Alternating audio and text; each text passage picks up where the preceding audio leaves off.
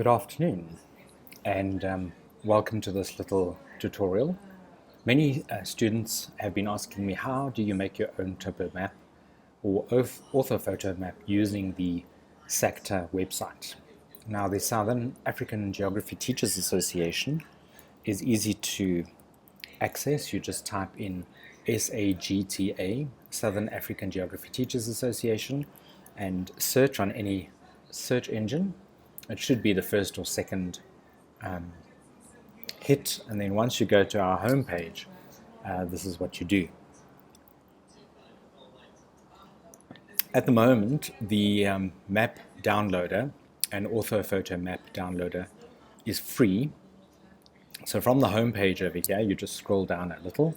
Here's some very important information about our webinars that we offer for professional development. And obviously, we are running COVID-19 teacher support as well. You can contact our help desk at that email. So you click this little tab here to go to the downloader, or if you want to know how it works, there's a quick little instruction video which is done via YouTube, where a colleague of ours, Brandon Lowe, explains it to you step by step. How can you access the topographic? What I'm going to do is take you through the motions and actually make a little map that I'm going to post onto ClickUp for you just now, that we can use for next week or the following week's lectures. Right, so once you go into the Topo Map and OPM downloader, it'll take you to a new website, which is hosted by our partner called Cartoza. And you can see here, we're also sponsored and supported by the NGR, right? So it starts off as being just an open street map, base map. But if you come here to the layers option, there we go, right? You can change this to orthophoto or topographical map. Right, so let's go topo map. This is how I made the Kimberley map for you. But let's say we wanted to go into the Western Cape and make a coastal map of the town Stilbaai. Right, so you type Stilbaai into your search bar. Oh, sorry, not that one. That's if you know the map sheet index. You can type in the grid reference of the map there. Let's put Stilbaai in here rather, the search bar. And if you go search, you see it'll open up a whole lot of options. All right, so do we want one? Obviously, Stilbaai is situated in a district municipality or a local municipality, or you can even go according to whichever local municipality. But let's just, for argument's sake, we're going to choose the first one. It'll take us to Stilbaai anyway, which is made up of various local and a district municipality in Southern Africa. Now, you can see from the scale here in this little location map that we are 1 to 72,000 at the moment. So you can either double click to zoom in and you'll see the scale changes over here, right? Or you can select the scale that you want to work with. All right. So you can switch that on or off if you like. But let's say we were going into this area over here, and I can just pan around a little bit and see, what do I want on my map? All right, I want to see the sea and the coastline. This is 3421 AD. There's our grid reference. Here's the town of Stilbaai with the Gekau river, or rivier. But I also want to see a little bit about, let's say, maybe that Pauline Bonin Nature Reserve. All right, so now what you do is you click on the print icon and a little red triangle for printing will appear. You can now choose whether or not you want your map to be A3 or A4. Do you want it to be portrait or landscape? So I'm going to make you an A4 landscape topo map. We're going to use a 1 to 50,000 scale. Right, we might need to zoom out a little bit to see if we're happy with the extent of the map. Right, which seems okay to me. Maybe I want to move it a little bit down So I get the edge of this little last section of coastal rocks down here. Or if I move it even further down, I'm going to get this little area over here, which let's zoom in to see what is that. Aha, right, you see there, when you zoom in, it changes the scale of the map automatically. So let's go back to 50,000. And we zoom out using this little bar here, not the mouse. I think that's going to be better. Okay, yeah, it's called 11 point. All right, I don't want that in the map. I want to see Pauline Bowen Nature Reserve, so I must move it up to make sure that I see that on top of that's going to be included in my map. Maybe slightly, oh, there it goes again, sorry. Maybe slightly up. Keeps, I don't want to double click my mouse. Be careful with your mouse. If you double click your mouse, it's going to zoom in like that. Right, let's click and then drag so that you move it around a bit. I just want that bottom part of the coastal rocks to be showing down here. And the whole name of that nature reserve must show, and that one, because I want that in there for whatever reason. And then let's choose the best DPI, that's the printing quality. So go for 300. And here you put in the name of your map. Right, this is 3421 AD still bar. All right, spell it correctly. Now you can either choose to JPEG, to do it as an image folder, JPEG or PNG or SVG, or you can keep it PDF, which means PDF is better, nicer, because you don't compromise the scale of the map. It's going to be kept. If you save it as a GP folder and then you stretch the image or you do something to the image, then you're going to manipulate the image, so you're going to skew or make the scale of the map to be not to scale. Okay, then you hit the print button,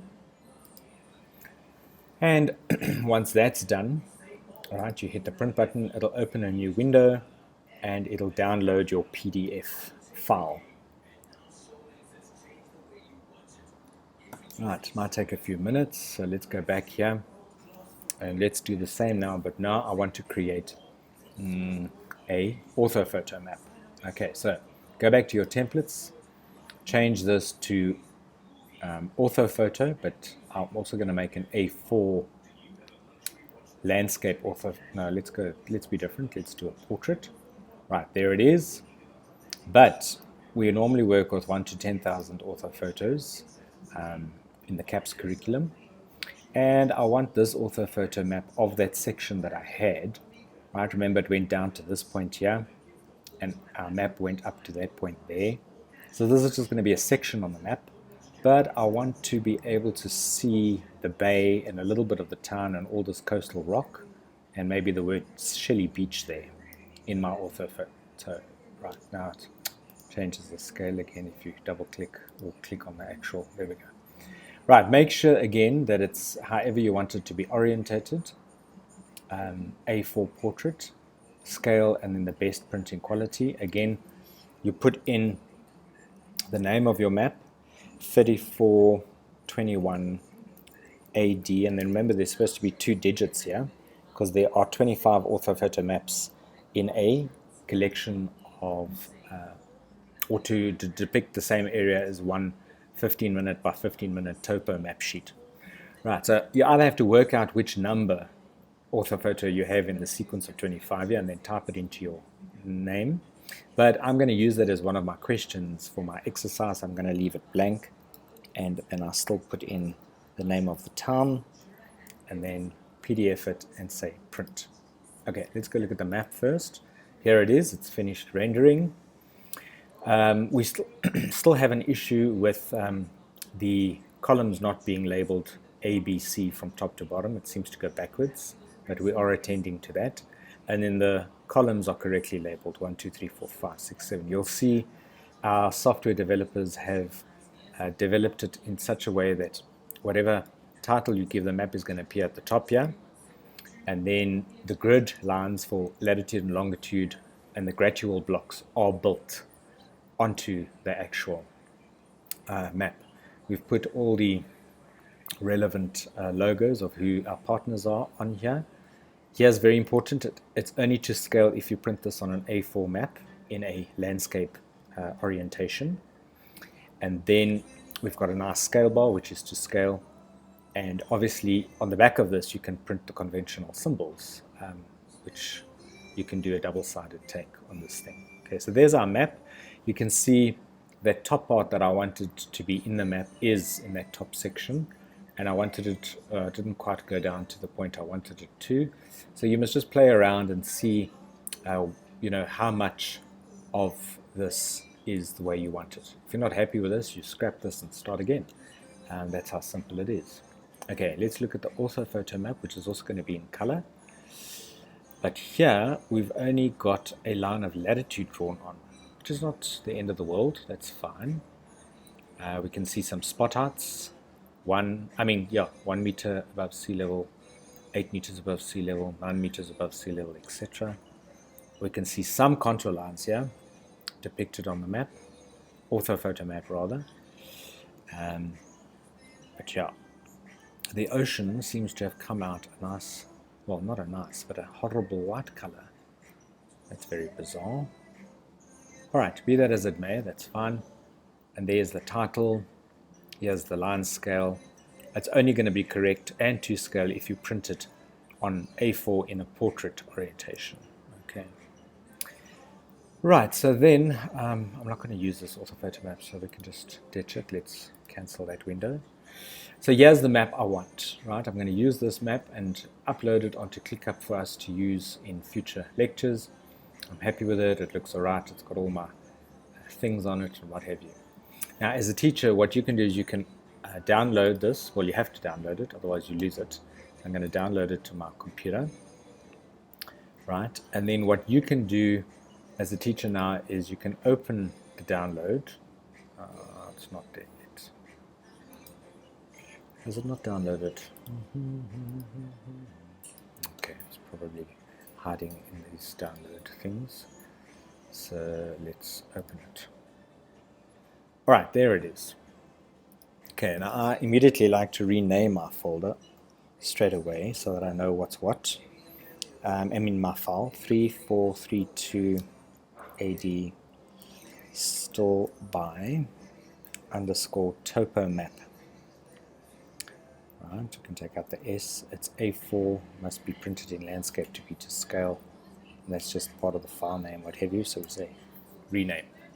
Okay, now if I open this in PDF or Adobe, I can now manipulate the map to put stuff onto it that I want to draw children's attention to, or whatever the case might be. Okay, so let's say, for example, I wanted to ask them to identify what this conventional symbol in block A4 is. I could just describe it as a jagged black line in my question of the exercise or the test, but that's not completely scientifically accurate or correct. So what we could do is we could insert a label or something, right? So here, just get rid of my signature there. Here we could go and we could put in a little circle. Let's choose a different color. Let's make it yellow or mustard, and I'll put it in on my label, right? I want it to be a bit bigger than that. So there we go. And then I'm going to drag it down so that it's just got that symbol with a bit of the C in it. And I leave that there. All right. And then I can also go and put in a label, for example. Right. So we can say A. Oh, but I don't want it in mustard. So let's change that color to be something more visible, like red. And we can make it bold, I think. Can we make it bold? Let's go back here. Right. Maybe make it a bit bigger. Yes, there we go. Now it's starting to look nicer. Oopsie. And then click on that and move it where you want it to be. Alright, so there I'm going to talk in my question about label A in A4, pointing to or referring to that black jagged line. What does that conventional sign represent, right? So the answer is coastal rocks. And I could do all sorts of other things, right? You can put lines or dots and labels and things all over the map as you like it. Then you save so that you preserve all the manipulations you've made and the labels you've put onto the map. And there is your map. Right, nicely done. And you can now set an exercise or use it for a test or an exam. And that's it. If there are any questions or queries, please visit our website. Obviously there's all sorts of other things on offer here as well. We've got the South African Geography Olympiad coming up, so read about that here. Visit our e-journal to read about the latest research and topical articles that we've published lately. All of these are still available during COVID, but at some point in the near future, we are going to close access to the general public and only make it available to SAGTA members. So join today and don't be left behind. Take advantage of the prep share for now, right? But you'll see sooner or later it's going to be username and password protected for membership only. Okay. At the moment, I think you can still log in here. Let's see. It should be available from this front page. Let's have a look. Oh, no, it wants you to join membership now. It seems that we've already closed that for people. All right, so yeah, you're going to have to join SAGTA. I think we access it through this link still for the general public. Yeah, there we go. So you can access all sorts of teaching resources in this G drive if you want to. To a certain point, after that, we are going to close it for the general public and only make it available to SAGTA members. Okay, so you can go into the various folders if you like and see what we've got on offer. Lots of PowerPoints, lots of Word documents, exercises and assessments and GIS stuff, map interpretation, different types of maps that people have made, which you can just download and use. Oh, these are posters, sorry. Let's see, poster. For your classroom, you can print this as a teaching resource. Very nice. Yeah, someone did that prep and some map analysis and interpretation, map sort of deconstruction. There's 5 different posters there. So yeah, go wild and enjoy the SAGTA website. A lot of things are still available for free, but do join. There's lots of very good reasons to join. You can see here that SAGTA is committed to encouraging continued professional development and growth for all teachers across South Africa. We want to build our subject as a globally relevant and important subject for the world of work. And obviously, we take it further in terms of what people can do at a tertiary level, studying further to take geography at a higher academic level. Right, once you remember, this is where you log in and you'll have advantage to all these different tools and resources. So join SAGTA today.